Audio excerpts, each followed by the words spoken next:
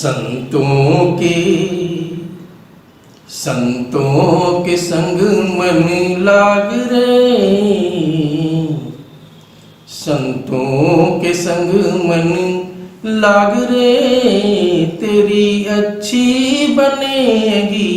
संतों के संग मन लाग रे, तेरी अच्छी बनेगी। अच्छी बनेगी तेरी बिगड़ी बनेगी, अच्छी बनेगी तेरी बिगड़ी बनेगी।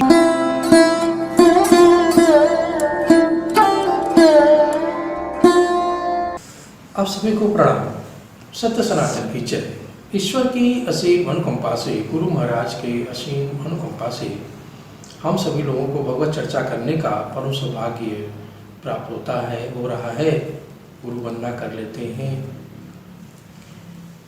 गुरु ब्रह्मा गुरु विष्णु गुरुर्देव महेश्वर, गुरु साक्षात पार ब्रह्मो, तस्मै श्री गुरुवे नमः।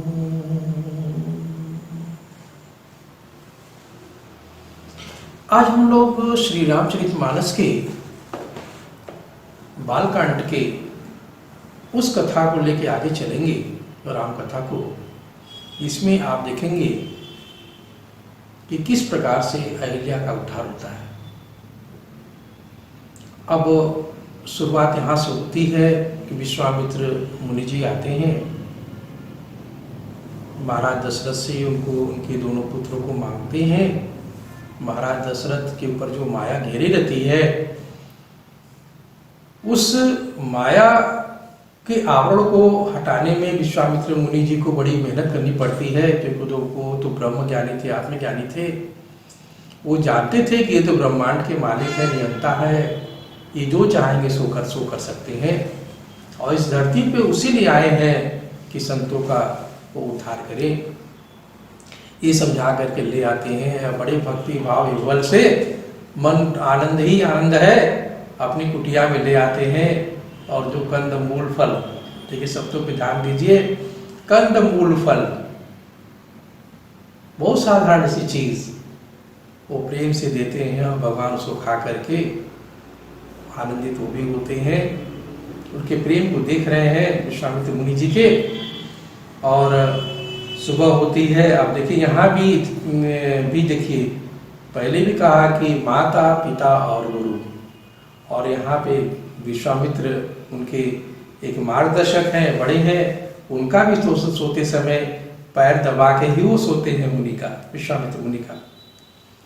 और जब वो सोते हैं तो बड़े भाई का पैर छोटे भाई यानी लक्ष्मण जी भगवान राम का पैर दबा के तभी सोते हैं। क्या सुंदर सा हमारे यहाँ कल्चर था, क्या सुंदर भारतीय संस्कृति थी। फिर आगे क्या होता है, सुबह होता है तो प्रभु राम कहते हैं कि मुनि श्रेष्ठ, आप निर्भय होकर के, निडर होकर के ब्राह्मणों के साथ अपना यज्ञ को संपन्न करें। और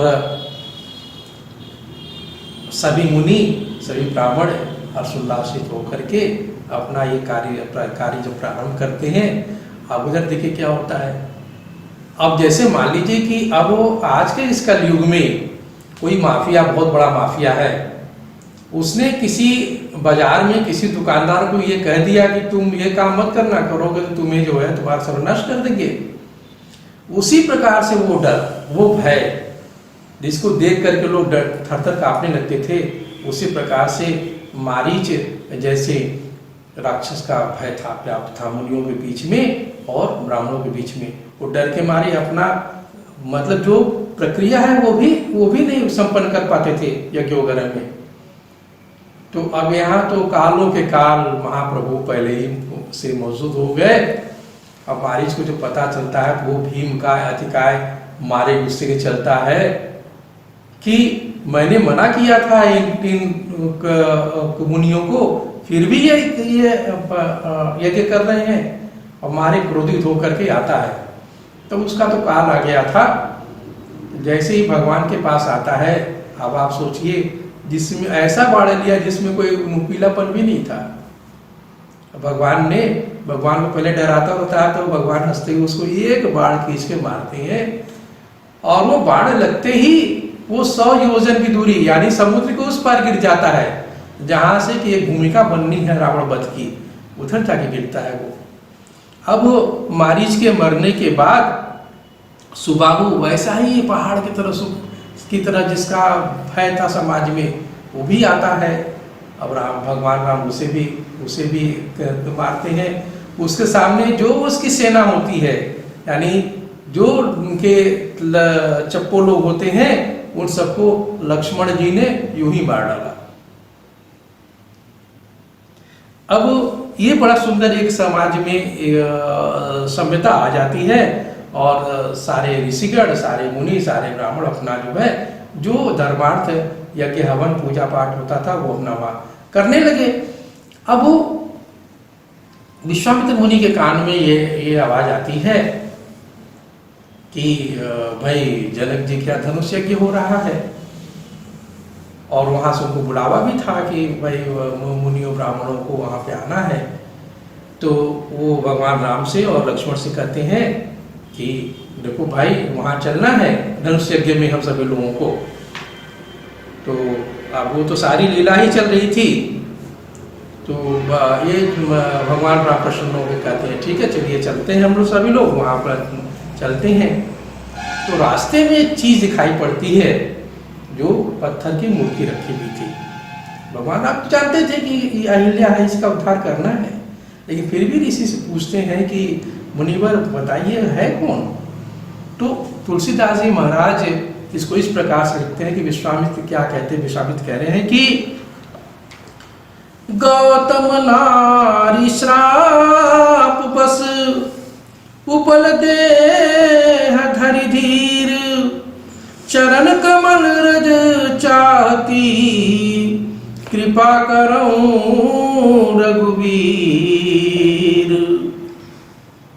विश्वामित्र जी समझाते हैं, बताते हैं भगवान राम को कि ये गौतम ऋषि की पत्नी है, जिनको गौतम ऋषि ने श्राप दे दिया था कि जा तू पत्थर बन जा, और ये भी कहा था कि तेरा उद्धार वो आके स्वयं भगवान ही करेंगे, इस ब्रह्मांड की नियंता ही करेंगे।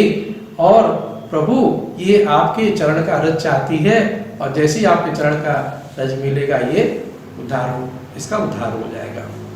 अब इसके पीछे की थोड़ी सी कथा मैं आपको बताना चाहूंगा कि जो ये गौतम ऋषि की पत्नी अहिल्या है, ये बहुत ही सुंदर थी, और इनके सुंदरता की वजह से इंद्र जैसे लोग इनके पीछे पड़ गए थे।